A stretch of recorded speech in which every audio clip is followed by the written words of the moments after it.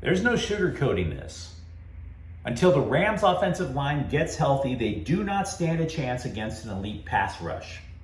They faced 2 consecutive elite pass rushing teams, and they've been embarrassed twice in a row, including Sunday's 22-10 loss to Dallas at SoFi Stadium. Hi, I'm James of Faithful Angelino Sports with a rapid recap of Rams football. And if you enjoy talking about the defending Super Bowl champs, don't forget to subscribe to the channel. We talk Rams football here almost every single day. Now, going into the game, LA, and by the way, the Rams fall to 2-3, they had a little bit of optimism. They were going to get back left guard David Edwards. Now, this is a team, the Rams, who have had to replace 3 starters since the Super Bowl game in February. And it matters because the Rams were also down to a 3rd string center. Jeremiah Colin was making his first start of the year. The idea was maybe if you bring back David Edwards, who by the way was missing time due to a concussion protocol issue, maybe Edwards would line up next to Cologne and basically help him seal off the center portion of the offensive line. Give him a little help. Didn't happen.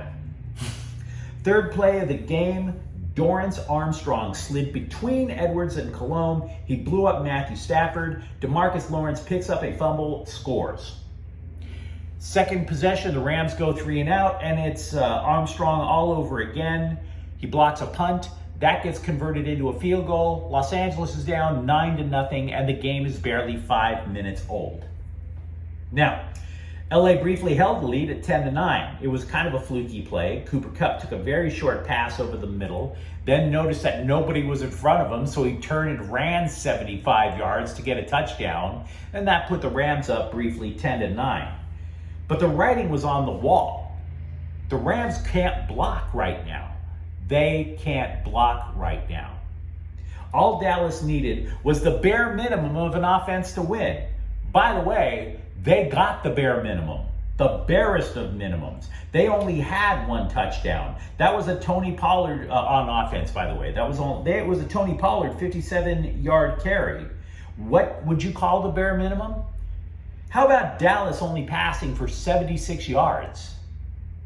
How about the Cowboys only getting 239 total yards against a Rams defense? But of course, ESPN will try to tell you that Cooper Rush is the answer to Dak Prescott. Not so much, pal. Not so much.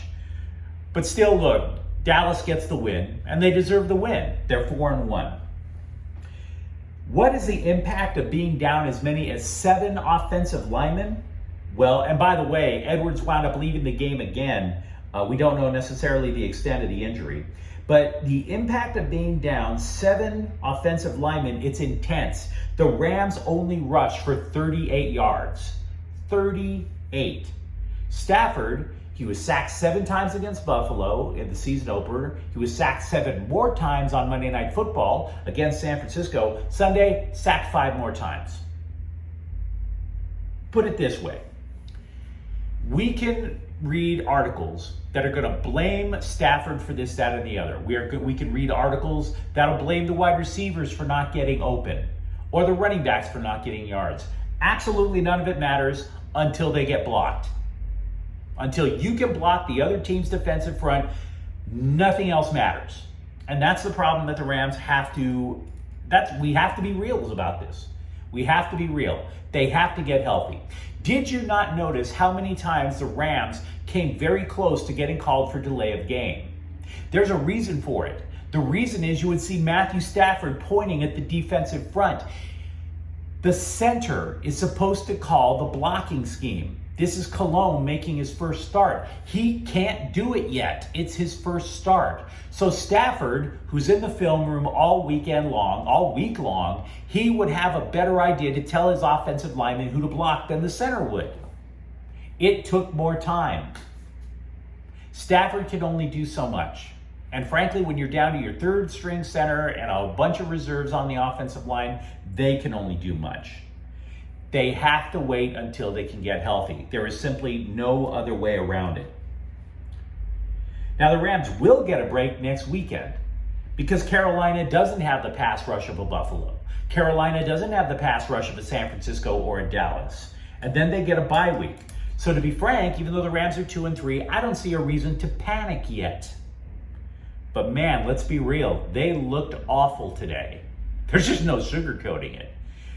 Rams fans have to be patient for this team to get their health back. It is literally just that simple. Now, to repeat the final score, Dallas 22, Rams 10. And if you enjoyed this broadcast, don't forget to subscribe to Faithful Angelino Sports. We talk Rams football here. I'm James. Thanks for watching. We'll be back tomorrow. Faithful Angelinos is a Kian Corte El Queso production. Take care.